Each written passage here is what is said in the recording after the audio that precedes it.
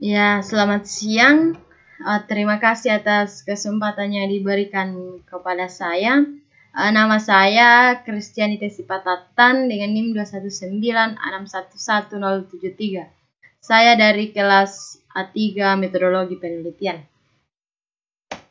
Saya kuliah di Universitas Kristen Indonesia Toraja, Fakultas Teknik, dan mengambil program studi Teknik Informatika. Nah, pada kesempatan kali ini saya akan menjelaskan tentang proposal penelitian yang berjudul Perancangan Desain User Interface Aplikasi Pencari Kos. Nah, kita masuk dalam materinya. Yang pertama yaitu pendahuluan. Nah, dalam pendahuluan ini ada beberapa poin penting yang akan kita bahas. Yang pertama yaitu latar belakang, kedua rumusan masalah, ketiga batasan masalah, kemudian tujuan penelitian serta manfaat penelitian. Nah, kita akan menjelaskan poin-poin ini. Yang pertama yaitu latar belakang. Nah, latar belakang atau penyebabnya penelitian ini lakukan itu sangat penting dicantumkan dalam sebuah proposal penelitian. Nah, latar belakang dari proposal penelitian ini yang pertama yaitu mahasiswa kesulitan untuk mencari tempat tinggal atau kos dengan informasi yang jelas. Nah, mahasiswa yang ingin mencari sebuah kos harus keliling mencari dan mendatangi satu persatu kos yang mereka ketahui dari teman-temannya yang telah menggunakan jasa kos terlebih dahulu. Nah, hal ini dianggap kurang efektif karena meskipun pengguna jasa kos telah berkeliling mencari kos, terkadang mereka sulit menemukan kos yang sesuai keinginan, baik dari harganya yang tidak terjangkau ataupun tempat kos yang tidak sesuai. Masalah ini hampir dialami oleh setiap mahasiswa yang berasal dari luar daerah yang ingin mencari kos, atau mereka yang ingin mencari kos di tempat mereka berkuliah atau dekat dari kampus mereka. Nah, kemudian masalah yang kedua atau latar belakang yang kedua yaitu kurangnya tempat promosi usaha pemilik kos. Nah, pada proposal ini kita akan memberikan peluang bagi usaha pemilik kos untuk tempat mereka mempromosikan usaha kos-kosan yang mereka miliki. Kemudian yang ketiga yaitu mahasiswa berinisiatif untuk membuat desain user interface aplikasi pencari kos, di mana dalam sebuah pembuatan aplikasi atau web dimulai dengan perancangan desain user interface.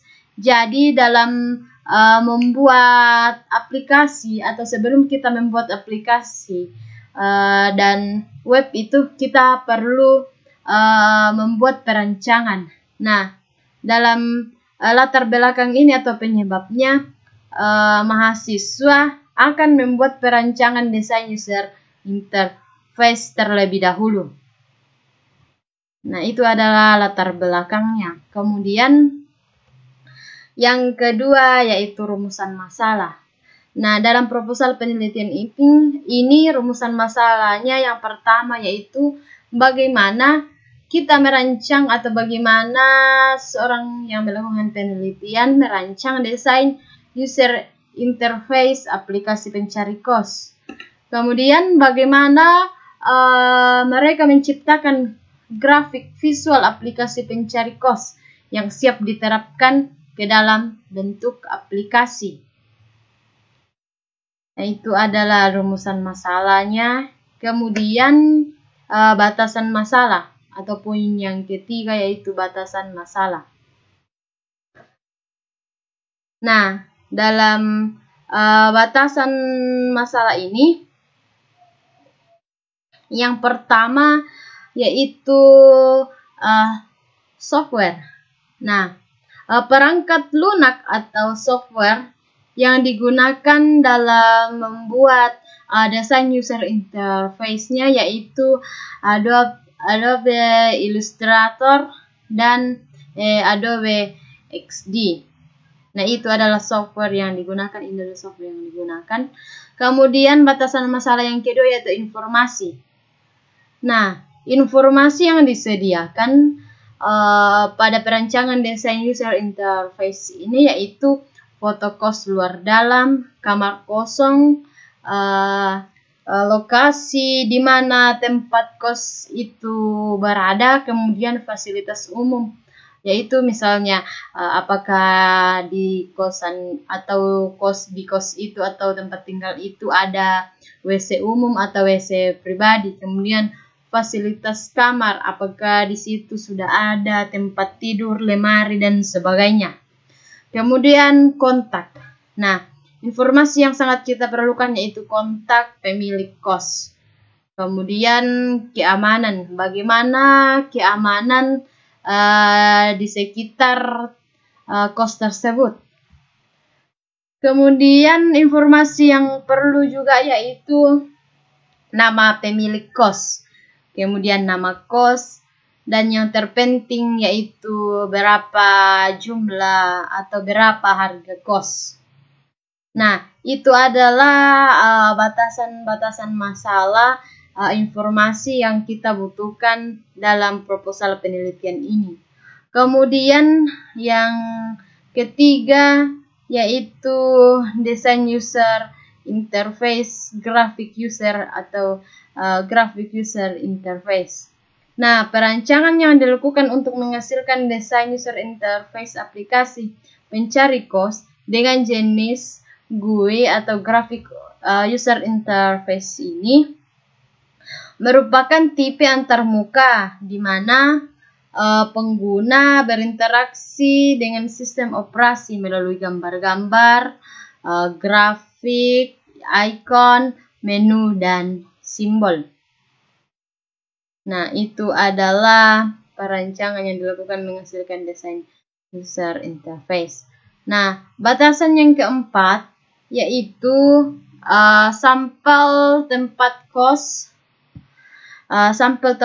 kos di sekitar Universitas Negeri Makassar.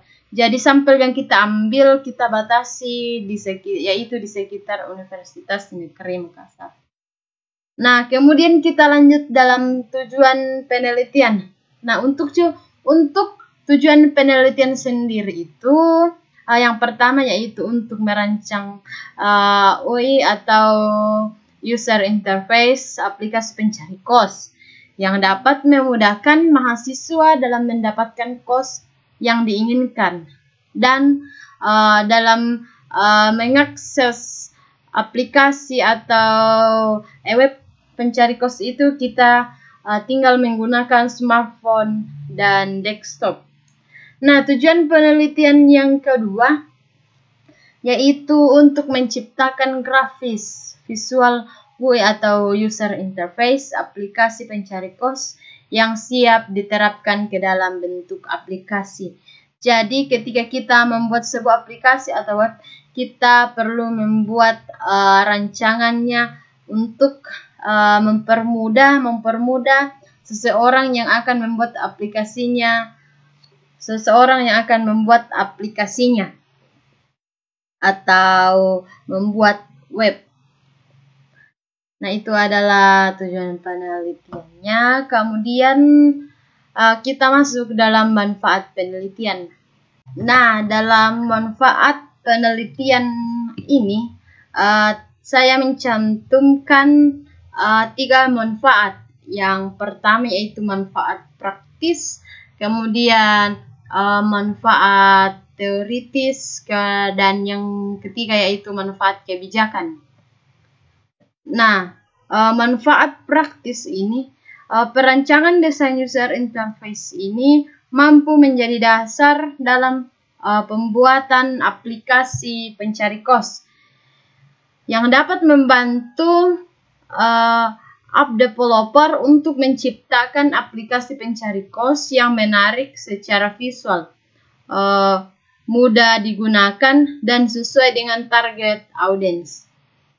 Kemudian yang kedua yaitu manfaat teoritis. Nah, penelitian ini dapat memberikan tambahan informasi bagi mahasiswa dan tenaga pendidik sebagai bahan evaluasi dan referensi bagi penelitian selanjutnya mengenai perancangan desain user interface dan pengembangan aplikasi yang relevan dengan penelitian yang digunakan. Nah, itu adalah manfaat teoritisnya. Kemudian yang ketiga yaitu manfaat kebijakan. Nah, setelah rancangan diimplementasikan ke dalam bentuk aplikasi pencari kos, penelitian ini akan memberikan kebijakan dalam hal memilih atau menentukan kos yang diinginkan secara tepat dan mudah. Jadi, setelah aplikasi sudah selesai, kita bisa memilih melalui konten dan fitur-fitur yang tersedia aplikasi yang kita gunakan. Kita tinggal menekan aplikasi dan kita memilih kos yang kita inginkan di dalamnya. Kemudian kita masuk ke dalam pokok bahasan yang berikutnya, itu metodologi penelitian. Nah, dalam metodologi penelitian ini kita akan membahas tentang kapan, waktu, dan tempat penelitian, kemudian bahan dan alat penelitian, jalan penelitian, proses penelitian, dan jadwal penelitian. Nah, kita bahas satu persatu poin yang ada di metodologi penelitian. Yang pertama yaitu tempat dan waktu penelitian. Nah, tempat penelitian ini dilakukan yaitu berada di Kota Makassar. Nah, tepatnya di sekitar kampus Universitas Negeri Makassar, Jalan Perintis Kemerdekaan, Sulawesi Selatan. Kemudian waktu penelitiannya itu dalam jangka waktu dari Januari sampai April 2022. Kemudian bahan dan alat penelitian. Nah, bahan dan alat penelitian ini sangat penting dalam ketika kita melakukan penelitian. Nah, bahan penelitian yang pertama yaitu fotokos luar dalam, kemudian kamar kosong, berapa jumlah kamar kosong yang ada. Kita cek di kos-kos yang telah kita jadikan sampel.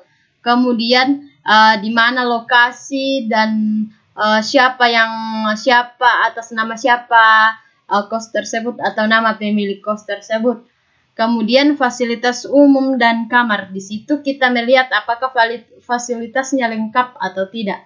Kemudian kontak dan keamanan dari kos yang kita tempati, kemudian nama kos dan harga kos. Nah, itu adalah bahan-bahan penelitian yang kita butuhkan. Kemudian alat-alat yang kita butuhkan dalam penelitian ini yaitu kamera untuk memotret atau mendokumentasikan apa-apa yang dilakukan saat penelitian. Kemudian alat tulis untuk mencatat informasi yang didapat. Kemudian laptop untuk membuat desainnya dan menggunakan software multimedia Adobe X di dalam bentuk prototipe. Nah, itu adalah alat dan bahan yang kita butuhkan dalam penelitian. Nah, sekarang kita masuk ke dalam jalan penelitian.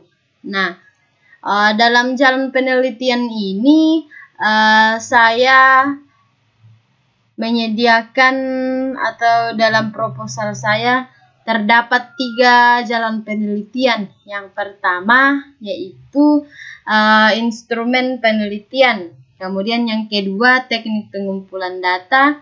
Yang ketiga analisis data. Nah, kita akan lihat satu persatu bagaimana itu instrumen penelitian, teknik pengumpulan data, teknik analisis data.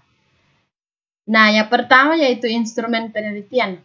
Nah, dalam instrumen penelitian itu terdapat 5 poin, yaitu yang pertama buku catatan, yang kedua daftar pertanyaan, kemudian yang ketiga kamera, kemudian kuesioner, dan yang terakhir atau yang kelima yaitu software perancangan. Nah, poin ini juga kita akan jelaskan, kita bisa lihat penjelasannya sebagai berikut. Nah, instrumen penelitian yang pertama yaitu buku catatan.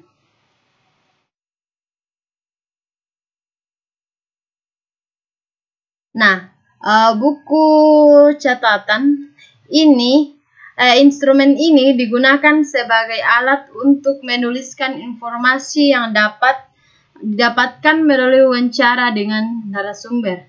Jadi, informasi-informasi yang dipaparkan oleh narasumber dituangkan di dalam bentuk tulisan sebagai data awal. Kemudian yang kedua yaitu daftar pertanyaan. Nah, daftar pertanyaan yang digunakan sebagai acuan dalam mengajukan pertanyaan dalam proses wawancara. Instrumen ini bertujuan agar pertanyaan-pertanyaan yang diajukan dapat terurut dengan baik sehingga tujuan dan data yang diperlukan tercapai dengan maksimal. Kemudian instrumen yang ketiga yaitu kamera. Nah, instrumen ini digunakan sebagai alat untuk mendokumentasikan proses pada saat wawancara serta sebagai alat dokumentasi pada saat melakukan observasi mengenai informasi kos yang disebar atau ditempel dalam bentuk selembaran, di mana hasilnya adalah sebuah foto format JPG sebagai pendukung data-data sebelumnya. Nah, itu adalah penjelasan mengenai kamera instrumen penelitian. Kemudian yang keempat yaitu kuesioner. Nah, instrumen ini berupa kuesioner yang dibagikan melalui media sosial. Jadi kuesioner ini kita bagikan di media sosial dengan menggunakan Google Form, di mana hasilnya akan diolah untuk menentukan informasi apa saja yang diperlukan oleh pengguna, serta tampilan seperti apa yang disukai oleh mayoritas pengguna internet. Dalam hal ini mahasiswa sebagai target potensialnya. Jadi kuesioner ini kita bagikan kepada mahasiswa dan pemilik kos, kemudian mereka mengisi sesuai dengan apa yang mereka inginkan dan apa yang mereka tahu. Kemudian itu diolah dan menjadi suatu informasi. Kemudian yang kelima yaitu software perancangan. Nah, software yang akan digunakan dalam perancangan yaitu Adobe Illustrator yang digunakan untuk membuat komponen-komponen visual user interface aplikasi dalam bentuk grafis vektor. Kemudian software perancangan yang kedua yaitu Adobe XD. Nah, Adobe XD ini yang digunakan untuk melayout dan membuat prototipe atau desain aplikasi. Jadi software perancangan yang kita lakukan itu, yang kita gunakan itu ada 2. Kemudian yang berikutnya yaitu teknik pengumpulan data. Nah, teknik pengumpulan data ini terdiri dari 2 poin. Yang pertama, jenis dan sumber data yang terdiri dari data primer dan data sekunder. Nah, kemudian teknik atau metode pengumpulan data yang terdiri dari wawancara, observasi, dokumentasi, dan kuesioner. Nah, poin yang pertama yang kita akan jelaskan di sini, yang saya akan jelaskan di sini yaitu jenis dan sumber data. Nah, yang pertama yaitu data primer. Nah, dalam data primer ini terdiri dari 3 yaitu wawancara, kuesioner, dan informasi. Nah, yang pertama yaitu wawancara. Adalah data yang diperoleh melalui wawancara dengan narasumber, dalam hal ini mahasiswa dan pemilik kos. Kemudian yang kedua yaitu kuesioner. Nah, kuesioner ini data yang diperoleh dengan cara menyebarkan kuesioner secara online melalui media sosial WhatsApp, Facebook, dan lain. Kemudian yang ketiga yaitu informasi. Data yang diperoleh dari hasil observasi tentang cara pemilik kos menginformasikan usahanya dalam bentuk foto, media kos yang digunakan atau media yang digunakan dari ketiga sumber data ini atau dari ketiga data primer ini dapat diperoleh informasi apa saja yang dibutuhkan mahasiswa pada saat mencari kos dan informasi apa yang biasanya dipasang oleh pemilik kos. Nah, kemudian yang kedua yaitu data sekunder. Data sekunder ini dari penelitian ini bersumber dari penelitian sebelumnya yang relevan dengan penelitian yang dilakukan dalam bentuk jurnal atau artikel. Nah, data sekunder ini didapat dengan menganalisis aplikasi sejenis seperti Mamikos, Carikos.com, dan Infokos yang didownload dari Google Play, serta data-data lain yang dapat mendukung penelitian yang dilakukan. Kemudian yang kedua yaitu teknik metode pengumpulan data. Nah, dalam teknik atau metode pengumpulan data ini, yang pertama yaitu wawancara. Nah, metode ini dipakai untuk memperoleh data dengan melakukan proses tanya jawab langsung kepada responden. Dalam hal ini pemilik kos dan mahasiswa yang berada di sekitar tempat kita melakukan penelitian, yaitu di sekitar kampus Universitas Negeri Makassar, serta pihak-pihak yang berkaitan dengan penelitian yang dianggap dapat memberikan informasi yang tepat untuk melengkapi data yang ada. Kemudian yang kedua yaitu observasi. Nah, observasi dalam metode ini digunakan untuk memperoleh data lapangan. Memperoleh data dari lapangan dengan cara mengamati objek, dalam hal ini iklan-iklan yang disebar oleh pemilik kos melalui selembaran-selembaran yang ditempel pada tempat-tempat umum ataupun cara-cara lain yang digunakan oleh pemilik kos. Jadi pemilik kos itu mempromosikan tempat atau usaha kosnya lewat seperti menempelkan kertas di pohon-pohon dengan menuliskan ada tempat kos yang kosong, atau bisa juga pemilik kos menginformasikan usahanya baik itu menggunakan spanduk, banner, ataupun iklan tiang yang dibuat sendiri seperti yang saya jelaskan tadi. Kemudian yang ketiga yaitu dokumentasi. Nah, instrumen ini dilaksanakan dengan cara pemotretan untuk memperkuat dan melengkapi data-data yang diperoleh dengan cara memotret bagian-bagian kos mulai dari luar, dalam, lingkungan, serta fasilitas yang disediakan oleh pemilik kos. Kemudian yang terakhir yaitu kuesioner. Nah, kuesioner ini metode pengumpulan data dengan cara membagikan angket yang berisi pertanyaan-pertanyaan untuk mengumpulkan data terkait perancangan yang dilakukan. Metode ini digunakan untuk mengetahui permasalahan-permasalahan baru yang dialami oleh mahasiswa di luar dari penelitian sebelumnya, dan lingkup yang lebih luas serta kebutuhan-kebutuhan lain berdasarkan perkembangan zaman yang dapat mempengaruhi mahasiswa dalam memilih kos.